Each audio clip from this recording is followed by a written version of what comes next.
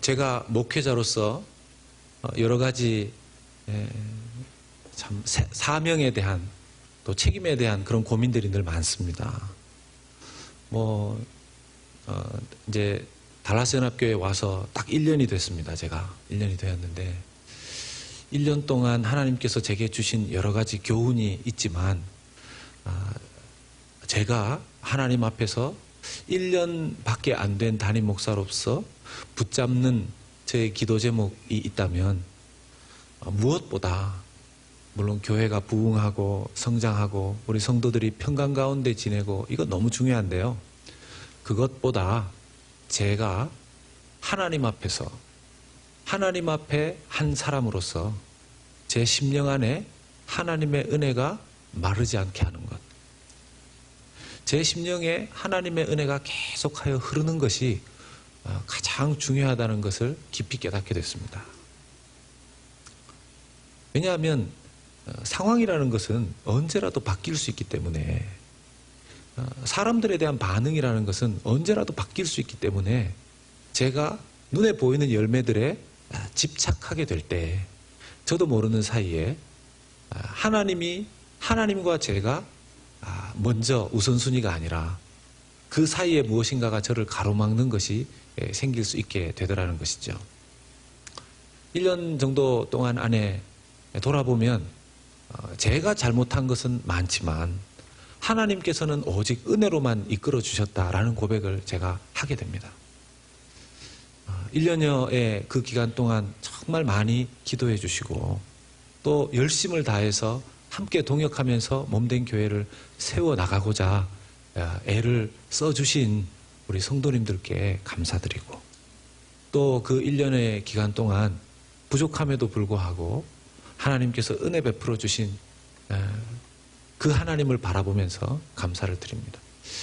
오늘 1부 예배 때부터 해서 하나님께서 이런 마음들을 우리 성도들과 함께 나누면서 저뿐만 아니라 온 성도들도 그 마음 가운데 다른 어떤 것이 아니라 그 마음 가운데 하나님 주시는 큰 은혜가 평생 흘러 넘치도록 하나님께서 은혜 베풀어 주십사 하는 기도가 저희 기도인데요. 여러분들 삶 가운데 온전히 응답되시기를 예수님의 이름으로 축복합니다. 만약 그런 은혜에 대한 사모함이 줄어들게 되면 그것 자체를 정말 두려워하지 않으면 우리도 모르는 사이에 우리 스스로가 변질될 수 있기 때문에 그렇다라는 것입니다. 고린도전서 9장 27절의 말씀을 보면 내가 내 몸을 쳐 복종하게 함은 내가 남에게 전파한 후에 자신이 도리어 버림을 당할까 두려워함이로다. 이런 말씀이 있습니다. 우리에게 이런 두려움 없으면 안 됩니다. 우리에게 이런 두려움 없으면 안 됩니다.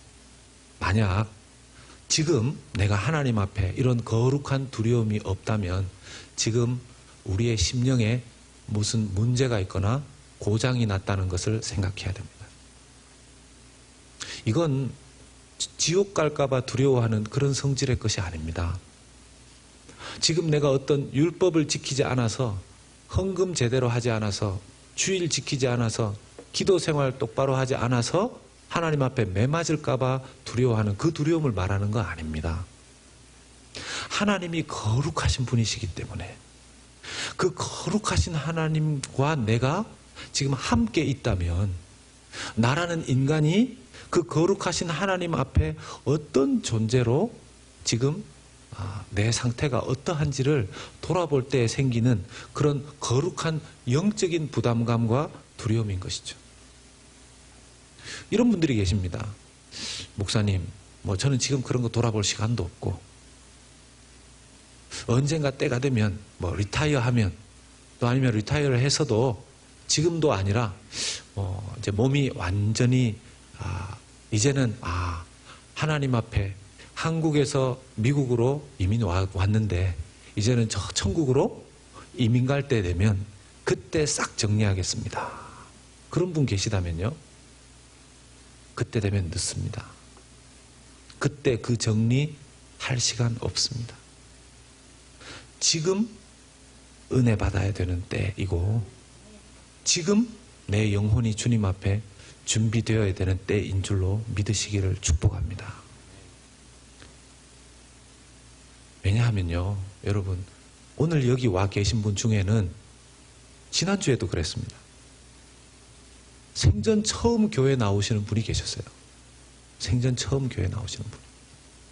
제가 여러분들하고 같이 성경에 나오는 메시지 잘 정리해서 하나하나 단어풀이 해드리고 여러분들하고 같이 은혜롭게 축복기도 하고 예배 끝내면 기존에 교회 나오시는 분들은 할렐루야 하고 집에 가십니다. 그렇지만 처음 그 교회 나오신 그분은요, 그 주일에 하나님 앞에 정리해야 될 것들을 정리하고 그 주일에 하나님 앞에 결단해야 될 것들을 결단하지 않고, 아, 교회 별 볼 일 없구나, 하나님 내 인생에 큰 의미 없구나 하면서 인생의 처음이자 마지막 주일로 교회를 들렸다가 가실 수도 있기 때문에 그렇습니다. 어떤 분에게는 오늘 한번 교회 나가보고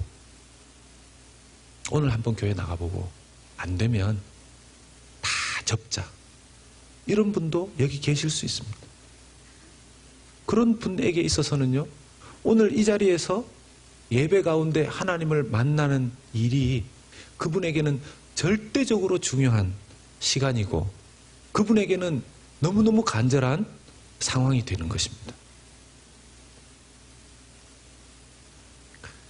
911 같은 그 일이 미국 전체 그리고 전 세계의 충격이었듯이 우리의 신앙생활에도 어떤 일들은 충격이 될 때가 있습니다. 오늘 이 요한복음을 기록한 사도 요한은 그의 인생에 있어서 예수님을 만난 것이 가장 큰 충격이었을 것이고요. 그 다음 충격은 자기가 만난 그 예수님이 어느 날 십자가에서 죽으시고 3일 만에 부활하신 것이 정말 큰 충격이었을 것이고요. 그리고 예수님과 만났던 3년여 동안 예수님을 통해서 듣고 경험하고 배운 것들이 다 충격으로 그의 인생에 남아 있었을 것입니다. 그랬기 때문에 이렇게 또렷하게, 물론 하나님께서 영감을 주셨겠지만 하나님의 그 영감 안에서 자기가 듣고 보았던 것들을 이렇게 성경으로 기록해 놓지 않았겠습니까? 오늘 이 함께 읽은 본문은요, 사도 요한이 자기가 경험했었던 예수님을 따라다니면서 제자로 배웠던 그 여러 일들 가운데 또 하나의 충격적인 사건이었습니다. 평생 잊을 수 없는. 예수님은 제자들과 함께 6월절에 예루살렘으로 올라가셨어요. 여러분 아시겠지만 6월절 패스오버이죠. 출애굽기 12장 말씀을 보시면 그 출애굽기 12장 안에 6월절이 제정된 이유가, 의미가, 목적이 나와 있습니다. 무엇입니까? 이스라엘 백성들이 애굽의 노예살이를 하다가 애굽에서 이제 탈출을 해야 되는데 바로 왕이 놓아주지 않는 겁니다. 그래서 하나님께서는 10가지 재앙을 순서대로 하셨는데 마지막 재앙이 장자의 재앙이었습니다. 그 장자의 재앙을 끝으로 바로 왕은 이스라엘 백성들을 놓아줄 수밖에 없었는데, 이 장자의 재앙이 애굽 안에 있는, 이집트 안에 있는 모든 집의 장자들은 다 목숨을 잃는 것인데, 그때 하나님을 믿는 이스라엘 백성들에게 하나님께서 주신 방책이 무엇이었냐 하면, 어린 양을 죽여서 그 어린 양의 피를 그 앞 문설주에 바르게 되면 그 집은 죽음의 사자가 넘어간다라는 것이죠. 그때 생긴 것이 패스오버. 그 6월절 절기는 모든 이스라엘 백성들은 그때 이후로 다 그 절기를 지키게 했습니다. 왜냐하면 광복절과 같은 그런 날이 아니겠어요? 이스라엘 백성들 평생을 노예로 살아갈 수밖에 없는 그 운명에서 건져주신 날이 그 날이었던 것이죠. 6월절이라는 것은 이름 자체로는 절기이지만 정확하게 그 6월절의 주인공, 6월절의 핵심은 어린 양이었습니다. 그리고 그 어린 양은 나중에 결국 신약에 오면 무엇에 대한 상징입니까? 예수 그리스도에 대한 상징이죠. 적어도 유대인들이라고 하면, 정통 유대인들이라고 하면, 유대의 역사를 아는 사람들이라고 하면 6월절이 어떤 의미를 가지고 있는지 정도는 다 알고 있었을 것입니다. 감격적인 날이죠. 그런데 무엇이든지 시간이 지나면 변질되는 것 같아요. 무엇이든지 시간이 지나면 참 변질되는 것 같습니다. 출애굽기 12장 13절에 내가 피를 볼 때 너희를 넘어가리니 재앙이 너희를 넘어갈 것이다. 그 재앙에서도 건져주신 하나님의 은혜에 감사한 그 절기가 이제는 뭔가 장사 속으로 비즈니스와 관련된 그런 행사의 절기로 바뀐 것입니다. 오늘날 크리스마스가 할러데이가 된 것처럼 말이죠. 예수님의 제자들과 그 유월절을 보내기 위해서 예루살렘으로 올라간 그때 예수님께서는 당연히 그 예루살렘 성전으로 들어가 보셨습니다. 예루살렘 성전, 당연히 여러분 성전이 뭡니까? 성전이 뭐라고 이해하십니까? 성전. 이스라엘 백성들이 다윗의 그 소원이 솔로몬에 이루어져서 솔로몬이 그 아버지의 뜻을 자기가 이루기 위해서 제대로 해낸 것이죠. 솔로몬의 때 성전을 지었을 때 솔로몬의 그 기도의 내용들을 돌아보면 하나님께서 거하시는 곳, 하나님께서 하늘 위에 하나님의 보좌가 있듯이 이 땅에 하나님의 보좌는 이 성전으로 하나님의 보좌를 삼으십시오. 이것이 성전의 의미였었습니다. 또 다른 말로 바꾸어 보자면 하늘나라의 출장소 같은 그런 개념으로 사람들이 생각했을 수도 있을 것입니다. 하나님이 임재하시는 곳, 하나님이 계시는 곳, 그곳에 들어가면 그 어떤 사람들도 다 하나님의 임재 앞에 자기를 놓아드리는 곳이 바로 그 성전이었습니다. 예수님의 입장에서는 그곳은 내 아버지의 집이라고 당연히 생각하셨겠죠. 근데 그 아버지의 집에 들어갔는데 그 모습을 보고 예수님께서 엄청나게 화가 나시고 분노하셨습니다. 그 아버지의 집 안에 하나님의 임재가 충만해야 되는 그 하나님 아버지의 집 안에 엉뚱한 일들이 벌어지고 있었기 때문이었었죠. 저의 아버님은 아직도 생존해 계십니다. 암투병을 하시고 또 큰 수술을 하셨음에도 불구하고 아직까지 계시는데 제가 어쩌다가 한국에 가서 저희 아버님 집 근처에 이렇게 이제 가게 되면 아버님 집에 들어가지도 않았는데 제 마음이 좀 짠해집니다. 어렸을 때 청소년 시절에는 잘 몰랐었는데요. 나이 들어서 아이가 태어나고 저도 나이가 들고 이러니까 아버지의 집, 제가 살았던 그 고향에 대한 그런 참 특별한 마음이 제게 생기는구나 하는 생각을 해보게 됩니다. 예수님께는 얼마나 그 아버지의 집에 대한 성부, 성자, 성령께서 늘 동행하시지만 땅에 내려오셔서 그 성자 예수님께서 하나님을 더 깊이 생각할 수 있는 그 성전에 들어가실 때 마음이 얼마나 짠하셨겠습니까? 그런데 그 안에서 예수님도 충격 받으셨을 거고요. 또 예수님의 제자들은 예수님이 하는 일을 보고 충격을 받았습니다. 예수님의 제자들이 본 첫 번째 충격적인 장면은 예수님의 그 열심으로, 하나님을 사모하는 열심으로 성전을 정결케 하는 사건이었습니다. 그 일을 예수님의 제자들이 본 것입니다. 성전 안에 들어갔을 때 예수님이 가장 첫 번째 눈에 띄었던 것은 하나님에 대한 상징이 아니었고 하나님의 임재에 대한 어떤 상징이 아니었고 양이나 소와 양과 비둘기 파는 사람들과 돈 바꾸는 사람들이 앉아서 장사하는 것이었습니다. 그게 눈에 뜨이자마자 예수님은 노끈으로 채찍을 만드셔서 이 소와 양과 비둘기를 쫓아내셨어요. 여러분, 이 본문을 이렇게 이해하시는 분들이 계십니다. 예수님께서 성전 안에 장사하는 걸 보고서 노끈 채찍을 만들어가지고 그냥 거기 장사하는 사람들 소, 양 그냥 다 두들겨 패서 다 쫓아냈구나. 역시 교회에 잘못된 일이 있으면 맞아, 채찍 같은 걸로 그냥 두들겨 패면서 다 개혁해야 되고 바로잡아야 돼. 혹시 그런 생각을 하고 계시다면 성경을 바로 보셔야 됩니다. 지금 노끈으로 채찍을 만드셔서 예수님께서 쫓아내신 것이 뭡니까? 이럴 때는 꼭 저를 보시는데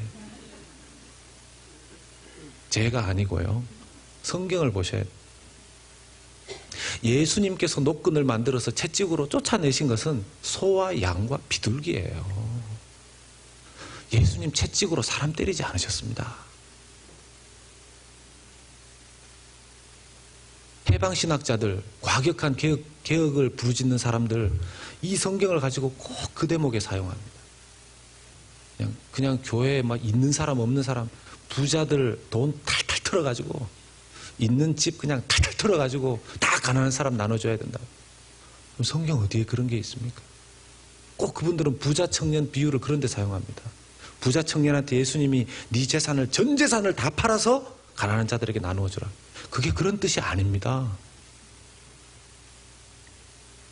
예수님의 말씀의 핵심은 우리가 가지고 있는 것에 초점을 두는 인생을 살지 말고 세상에 어떤 필요를 보는 것에, 하나님 나라에 무엇이 필요하고 세상에 무엇이 부족한가를 보면서 살아가고 그 부족한 것과 필요를 채워주는, 너에게 준 축복을 그 사람들에게 나누어 주는 것에 대해서 네가 관심을 가지고 살아가라는 뜻이죠. 어쨌든 예수님께서는 노끈으로 채찍을 만들어서 그 짐승들을 쫓아내셨습니다. 그리고 이 환전상들, 원래 이 소와 양과 비둘기, 그것을 거기에서 팔고 이 머니 체인저, 이 환전을 하는 것은 나쁜 의미는 아니었습니다. 예루살렘 성전으로 6월절이 되면 1년에 한 번의 절기에 많은 순례객들이 올라올 때 이 소와 양과 비둘기를 성전에서 제사 드리기 위해서 가지고 오는 동안에 이 소와 양들이 이 상처가 나거나 병들거나 이런 일들이 많았습니다. 뭐 그렇지 않겠습니까? 소 한 곳에서 먹이던 그 소를 계속 끌고 와가지고 그 양을 끌고 와가지고 하다 보면 더럽기도 한이 없고 또 오다가 병들거나 이렇게 되면, 그래서 어떤 때에는 하나님께서 레위기에도 말씀하셨듯이 성전에 드리는 이 제물은 흠이 없어야 되거든요. 근데 제사장 그룹들이 그것을 이게 제물로 쓸 수 없다, 이렇게 뭐 순수 콩글리시로 하면 빠꾸 시키면 이게 낭패가 아닙니까? 그래서 아예 돈을 가지고 자기의 화폐들, 자기가 머무는 곳에 화폐를 가지고 가서 거기에서 직접 예를 들어서 갈릴리 사람들은 갈릴리 화폐가 따로 있었다고 합니다. 그래서 그 갈릴리 화폐를 거기에 돈 바꾸는 사람들에게 환전을 해서 예루살렘에서 쓸 수 있는 돈으로 바꿔서 거기에서 그 소와 양과 비둘기를 사서 제물로 바친 것이었죠. 문제는 이것이 변질되어져서 소와 양과 비둘기를 가지고만 오면 그때 레위인들과 제사장 그룹들이 다 빠꾸시킨 거예요. 무조건 빠꾸시킨 거죠. 그러면 할 수 없이 멀리서 오늘날도 소 한 마리 비쌉니다. 오늘날도 소 한 마리 비쌉니다. 그때는 얼마나 비쌌겠습니까? 그런데 그 소, 양, 비둘기 그 자리에서 헐값에 팔아야 되는 거죠.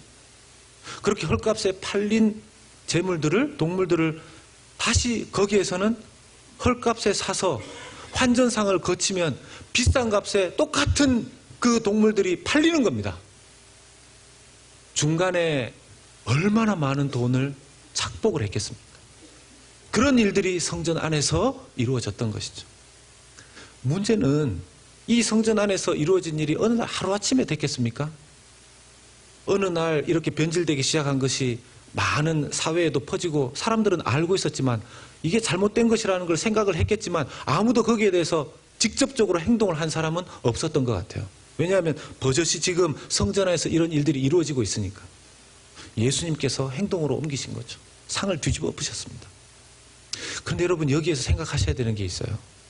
여기에 어떤 분들은 예수님이 이렇게 의분을 내시고 한 거 보면 또 이야기하시기를 채찍, 그거는 동물한테 썼다라면 이 뭐 상 뒤집어 엎은 거, 예수님처럼 우리도 어떤 거 막 뒤집어 엎어야 되는 게 아닌가? 여러분, 이 본문 안에 어디에 예수님의 컨트롤되지 않는 분노가 보이십니까? 이 성경의 본문 안에 어디에 예수님의 컨트롤되지 않는 분노가 보이십니까? 저는 전혀 볼 수 없었습니다. 저는 이 본문의 내용들을 보면서 사실은 더 충격적이었습니다. 성전을 정화하는 작업을 하면서도 완전한 감정적 컨트롤이 되고 있는 예수님의 모습을 보면서 정말 충격적이었습니다. 어떻게 그럴 수 있는가? 만약 예수님께서 분노에 휩싸여서 분노가 자기를 삼켜서 이 일을 하고 있었다라면 유대인들이 자기에게 와서 당신이 누구인데 이런 일을 합니까? 라고 물었을 때 예수님이 그 자리에서 그 사람들 죽였을 수도 있습니다. 감히 하나님께. 근데 예수님이요, 대답을 해주십니다. 대답을 해주세요. 완전히 컨트롤되고 있는 거죠. 이 성전을 허물어라. 그러면 내가 3일 만에 세울 것이다. 이것은 성전된 완벽한 성전으로 다시 세워지는 예수님의 몸을 의미한 것이었습니다. 그런데 그때 당시에는 그 말을 이해하지 못했죠.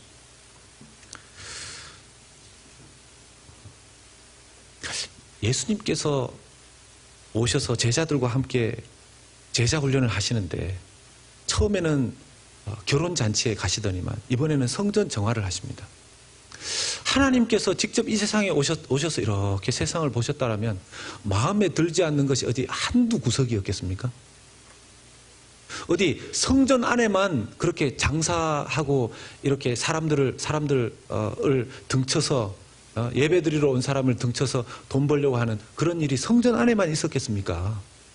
세상 천지에 그런 부조리한 일들은 수없이 많았을 겁니다. 이방인들에게 이방 나라에 가면 더없이 많았을 겁니다. 그런데 왜 예수님께서 하필이면 성전에 들어가셔서 성전부터 뒤집어 부셨겠습니까?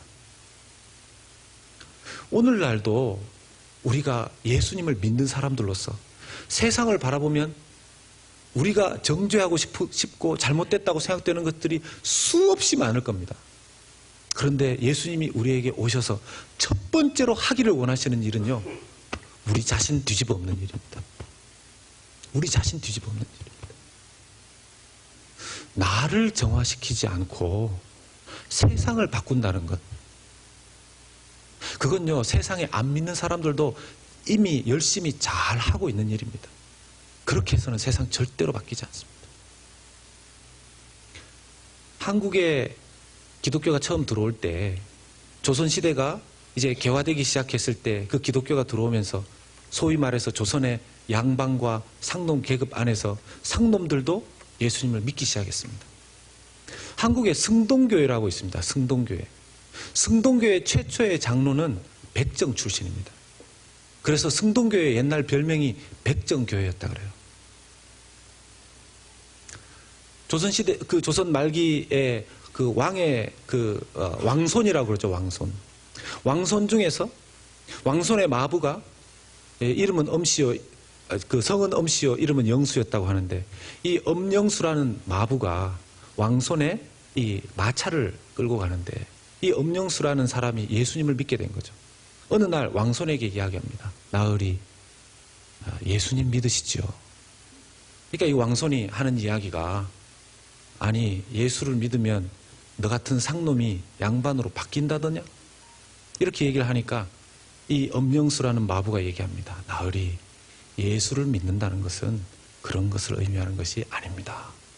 예수를 믿는다는 것은 하나님을 자기가 믿고 오히려 제가 해야 되는 일을 더 열심히 하는 것을 오히려 의미합니다. 이 왕손이 들어보니 참 기특하다 이런 생각을 한 거죠. 어느 날 승동교회에 부흥회가 있어서 이 왕손이라는 왕손이 이 부흥회에 한번 가본 겁니다. 근데 그때 은혜를 받은 거죠. 그리고 나서 옆에 보니까 이 엄영수라는 마부가 있는 거죠. 마부, 은혜 받고 마부에게 한 말이, 형님 오셨습니까? 이 마부가 깜짝 놀라서, 나으리 무슨 말씀하십니까? 오늘 내가 하나님을 만나고 보니까 예수 그리스도 안에서는 형제요 다 자매라는데 당신이 나보다 나이가 많으니까 형님이라고 부를 수 있는 거 아닙니까? 나중에 이 왕손은 신학을 하고 목사가 되었습니다. 그리고 승동교회 최초의 장로가 백정이라 그랬죠. 그 백정의 아들이 선교사님의 후원을 받아서 한국인 최초의 의사가 됩니다. 여러분, 그렇게 예수를 믿고 내부에서부터 뒤집어지는 것이, 그것이 하나님의 복음이 이 땅에서 이루는 변화의 시작입니다.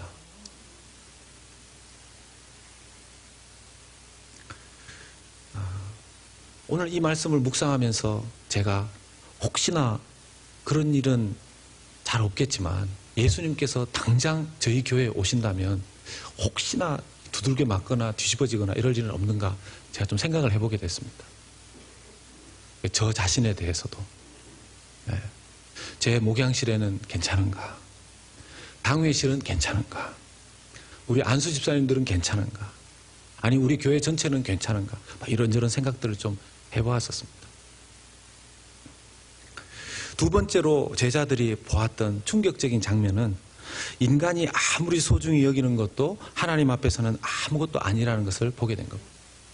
여러분, 성전을 그 유대인들은 뭐 장사를 하건 말건 얼마나 소중히 여겼겠어요. 그런데 예수님께서 이 성전을 허물어라. 3일 만에 내가 다시 세울 것이다. 이렇게 말씀하는 겁니다. 아니, 이 성전이 주전 헤롯 대왕 시절에, 그 헤롯 시절에 주전 한 20년 전, 그때부터 짓기 시작해서 아직까지도 성전이 짓는 중입니다. 그래서 이 본문의 시기를 주후 약 27년경으로 봅니다. 그 이후에도 계속해서 성전이 지어지고 있는데, 아니 46년 7년 동안 지어진 이 성전 아직도 덜 짓고 있는데 이걸 허물면 3일 만에 세우겠다고 유대인들이 그 얘기를 듣고 얼마나 충격이었겠습니까? 예수님은 자기 성전을, 자기 몸을 일으키는 부활에 자기의 몸을 의미하신 것이지만 말이죠. 46년 동안 지었던 그 성전, 사람의 눈에 보기에는 너무너무 웅장하고 귀한 것일지 모르지만 하나님 보시기에 의미 없다면요, 그건 허물어야 되고, 하나님께서 원하신다면 하루든 3일이든 3년이건 새롭게 지을 수 있다는 것입니다. 우리에게 중요한 메시지는 무엇입니까? 내가 이 무엇인가를 소중하게 여기고 있는 그게 소중한 게 아니고, 하나님께서 소중하게 여기시고 하나님께서 기뻐하시는 일을 내가 세워 올리고 있느냐라는 것이죠. 기준이 바뀌어야 된다는 것입니다. 내가 소중하게 여기는 거냐, 하나님이 소중하게 여기시는 거냐. 여러분, 우리가 만약 하나님께서 50년 동안 우리 교회를 축복하셔서 우리 교회를 유지하게 하셨는데 하나님께서 그 50년의 역사 가운데 하나님 보시기에 기뻐하지 않는 것이 있다라면 오늘 당장이라도, 예, 주님 기뻐하시지 않습니까? 예, 바꾸겠습니다. 주님이 뭘 기뻐하십니까? 주님이 뭘 관심 가지고 계십니까? 그게 우리의 자세가 되어야 될 줄로 믿습니다. 근데 문제는 이게 쉬운 게 아닙니다. 이게 쉬운 게 아니에요. 우리가 머리로 생각하는 것과 우리가 가슴으로 나오는 것은 좀 분리되어 있는 것을 좀 보게 됩니다. 가끔씩 부모님들이 보면 자기 자녀들에 대해서 이렇게 때가 되면 자녀가 장성하면 독립시키고 또 그렇게 잘 살아가는 걸 봐야지요, 이렇게 말씀은 하시는데 실제로 자식이 자기를 떠나가거나 자식이 함께 살거나 이러다가 이제 좀 이렇게 하면은 굉장히 말씀은 그래야지 이렇게 하시면서 얼굴 표정은 굉장히 힘들어하는 표정을 지으십니다. 그러니까 이때까지 자기가 소중히 여기던 것이 자기에게서 떠나가는 것이 그렇게 받아들이기가 쉽지 않은 거죠. 여러분, 하물며 부모 자식 안에도 그런 일들이 생기는데 우리의 신앙생활 안에 그런 일들이 없을 수 있겠습니까? 제가 지난주 주일 저녁하고 월요일하고 해서 1박 2일로 리더십 수양회를 했었습니다. 그 리더십 수양회에 가서 너무 맛있게 잘 먹고, 제가 또 이렇게 한다면 한다 이런 게 있어서 세미나를 했는데, 전날 2시간 반, 그 다음날 2시간 반, 그렇게 해서 거의 5시간을 했어요.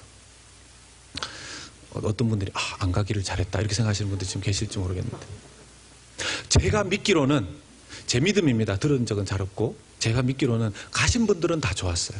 가신 분들은 다 좋았어요. 네. 좋으셨죠, 그죠? 네. 감사합니다. 그런데 그때 가서 했던 이야기 중에 제가 이제 다른 그 통계 자료나 이런 걸 보니까 이 심리학자들이 하는 이야기가, 나이가 38살이 지나가면 그때부터 사람이 굳어지기 시작한다는 겁니다. 죄송합니다. 혹시 저도 포함되어 있으니까 너무 서운해하지 마십시오. 저도 38 넘었습니다. 이렇게 어떤 분들이 저희 교회 처음 오셔서 목사님 너무 젊게 보인다고 그러시는데, 큰애가 12학년입니다. 저도. 그렇게 젊게 안 보셨구나. 38이 넘어가면 사람들이 굳어지기 시작한다는데, 나이가 들면 들수록 고정관념에 붙잡히기가 쉬운 거죠. 여기 혹시 생각하시기에 내가 38 넘었다라고 생각이 드시면요, 하나님, 제가 굳어지지 않도록 기도하셔야 됩니다. 굳어지지 않도록.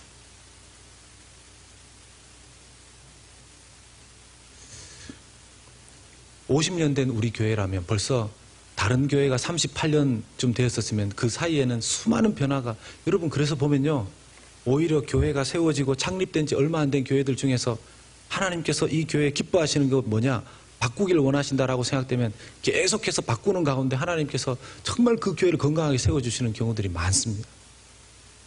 세월이 많이 지난 교회는요, 그 부분에서 스스로 고정관념에 들 수 있기 때문에 특히 저희 교회 같은 경우에는 정말 하나님 앞에 씨름 많이 해야 되는 거죠. 자, 이런 얘기 좀 해도 됩니까? 하나님이 원하시면 50년 된 교회도 바꾸라 그러면 예, 바꿉니다. 바꾸어야죠. 하나님이 원하시면. 예. 3일, 46년 된 성전도 허물면 예수님께서 3일 만에 세우시겠다고 하시는데 50년 동안 만약에 못한 일인데 어떤 분들은 그러세요. 목사님, 급하게 하지 마십시오. 50년 동안에도 못했는데 지금 하시려고 하십니까? 이렇게 급하게 생각하지 마십시오. 여러분, 제가 급하게 생각하고 말고가 뭐가 중요합니까? 여러분, 우리 달라스 연합교회 안에서 김상태 목사가 뭐가 중요합니까? 김상태 목사 아니라 누구를 세워놔도 하나님께서 기뻐하시는 목회하면 교회는 성장하고 하나님은 은혜 베풀어 주시는 거죠. 그게 중요한 게 아니죠. 하나님이 뭘 원하시는 거예요? 여러분, 제가 뭘 급하게 생각하고 말고가 뭐가 중요합니까? 만약에 그런데 하나님이 급하게 생각하시는데 우리는 전혀 급하게 생각 안 하면 어떡할 겁니까? 이게 문제인 거죠. 하나님 보시기에는 이거 빨리 바꿔야 되는데 하나님 뭘 기뻐하십니까? 하나님 뭘 원하십니까? 이게 우리의 고민이고 기도의 제목이고 우리가 하나님 그 말씀이 떨어지기만 하면 바꾸어야 되는 것이죠. 그래서 리더십 수양에 갔다 오니까 한 분 장로님께서 연락이 왔어요. 목사님 은혜 많이 받았습니다. 왜 그러셨습니까? 은혜를 받고 그때 그 리더십 수양회 때 제일 많이 했던 얘기가 뭐냐면 그 패러다임 시프트였었습니다. 우리 의식의 전환, 생각을 바꾸는. 근데 그 이야기를 하고 집에 오시는데 제가 우리 장로님들한테 드린 책들이 있거든요. 그 책들 중에서 교회가 계속해서 하나님 이렇게 개혁시켜서 하나님께서 이렇게 그 교회 은혜를 주셔서 만들어진 책이 있습니다. 앤디 스탠리 목사님이라고 노스포인트 커뮤니티 철치를 목회하시는 그분이 딥 앤 와이드라고 책을 쓰셨습니다. 한국말로 번역은 노스포인트 교회 이야기, 노스포인트 교회 이야기. 근데 이제 그 책이 그때는 처음에 들었을 때 읽을 때는 이해가 잘 안 됐는데 리더십 세미나 때 이걸 하고 나서 그 책이 제일 먼저 생각나고 그 책을 읽는데 하나님, 우리 교회도 하나님께서 바꾸시고 새롭게 하셔서 하나님 놀라운 교회로 건강하게 하나님께서 축복해 주십시오. 이런 마음이 생기시더라는 거예요. 제가 다른 분들은 모르겠지만 제가 축복해 드렸습니다. 아마 다른 분들도 같은 은혜 받았을 거라고 생각이 들면서 사랑하는 여러분, 하나님께서 우리 교회 바꾸시기를 원하시는 것이 있다면 내게는 너무 익숙하다 할지라도 바꿀 수 있는 용기가 저와 여러분들에게 있을 수 있기를 예수님의 이름으로 축복합니다. 마지막 세 번째는요, 하나님의 일을 당장 이해할 수 없는 것도 있다는 걸 제자들은 봤습니다. 22절의 말씀 가운데 죽은 자 가운데서 살아나신 후에야 제자들이 이 말씀하신 것을 기억하고 성경과 예수께서 하신 말씀을 믿었더라 그랬습니다. 여러분, 예수님께서 지금 성전을 뒤집어 엎으시고 성전에 나와 있는 사람들을 책망하시고 내 아버지 집에서 뭐 하는 거냐라고 막 꾸중하셨을 때 예수님의 제자들도 엄청나게 충격이었습니다. 잊을 수 없었던 거죠. 여러분, 어떤 충격적인 사건은요, 우리의 인생에 그것이 뇌리에 남아서 우리에게 부정적인 영향, 긍정적인 영향을 끼치게 되어 있습니다. 예를 들면 이 충격적인 사건은 사도 요한과 제자들에게는 잊을 수 없는 긍정적인 영적인 영향으로 새겨져서 자기의 인생 전체를 좌우했을 것입니다. 오늘날도 이렇게 보면요, 제가 이제 보면 참 제가 존경하는 목사님들이 많이 이렇게 했는데 그 목사님들을 보면 자기에게 이런 충격적인 사건들이 있는 것을 보게 됩니다.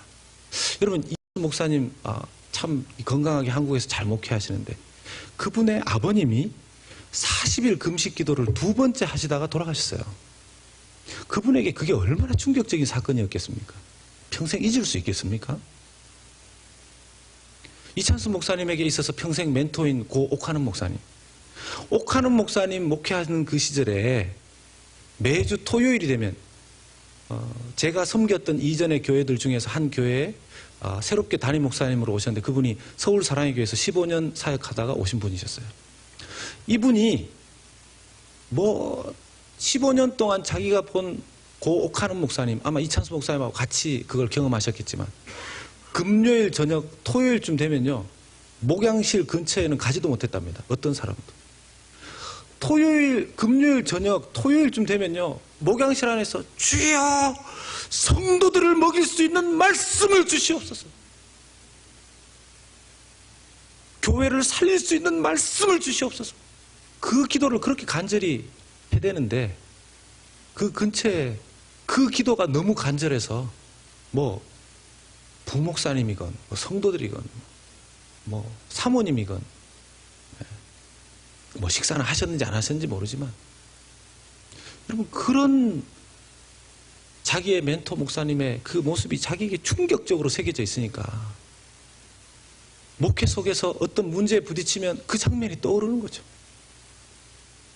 여러분들에게는 어떤 그런 장면들이 있으십니까? 어떤 분은 어떤 충격적인 사건 때문에 그 생각만 하면 신앙생활 하기 싫다 이런 사건을 일으키는 사람이 있는가 하면 어떤 분은 그 사람, 그 장면, 그 사건을 생각하면 나는 신앙생활 이렇게 하면 안 돼 이런 사람, 이런 사건 있으십니까? 저희 처갓집은 1남 2녀입니다. 저희 아내가 막내 딸인데요.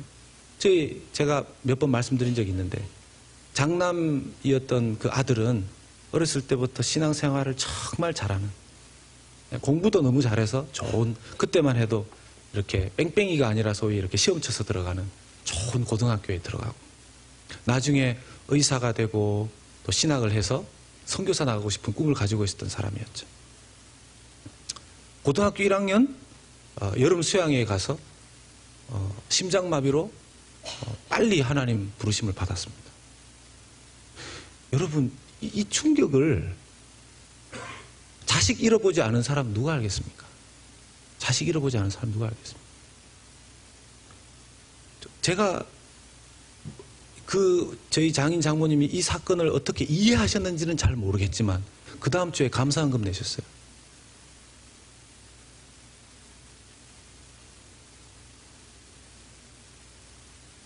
그 아들의 묘지 옆에다가 이미 묘자리를 사놓으셨어요. 이런 얘기는 한번 하셨습니다. 마지막 날에 주님 앞에 가면 한번 물어보고는 싶습니다. 그런데 저는 단 한 번도 불평과 불만의 얘기를 들어본 적이 없습니다. 여러분 뭐가 겁나겠습니까? 그분들이 신앙생활 할 때 그런 생각들을 가지고 하나님 앞에 나가게 되면 나중에 하나님 앞에 서게 될 때 자기 가족과 아들을 만나게 될 때 어떤 모습으로 세워지기를 평생을 생각하면서 사시겠습니까?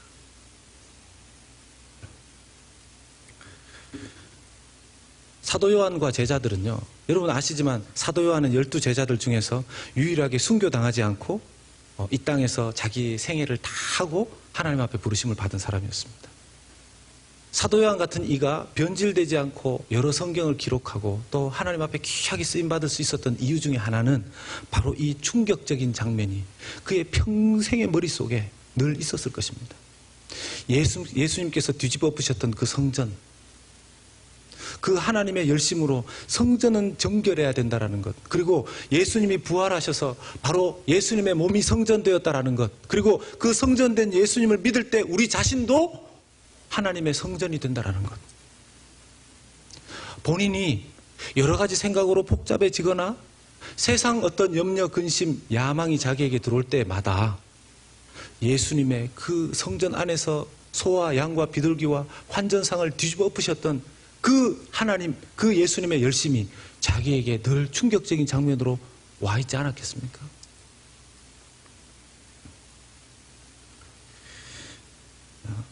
빌립보 2장 2절의 말씀에는 이런 말씀이 있습니다. 그러므로 나의 사랑하는 자들아, 너희가 나 있을 때뿐 아니라 더욱 지금 나 없을 때에도 항상 복종하여 두렵고 떨림으로 너의 구원을 이루라. 여러분 이제 말씀을 맺도록 하겠습니다. 여러분 그때 주님이 그 성전에 오셔서 그 성전을 뒤집어 엎으셨는데 오늘 예수님을 믿는다고 하고 예수님을 믿고 싶다고 하고 나는 내 마음에 하나님 모셔드렸습니다. 예수님 모셔드렸습니다. 이렇게 말하는 우리 자신의 마음 안에 영혼 안에 예수님이 오시면 뒤집어 엎으실 거 없겠습니까?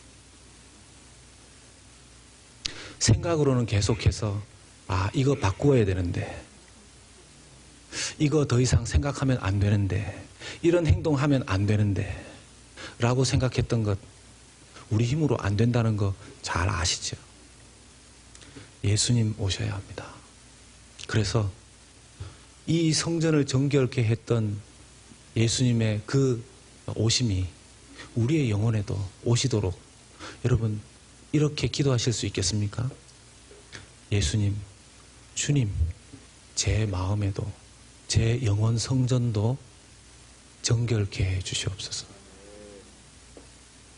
여러분 그렇게 기도하실 수 있으시겠습니까? 기도하겠습니다.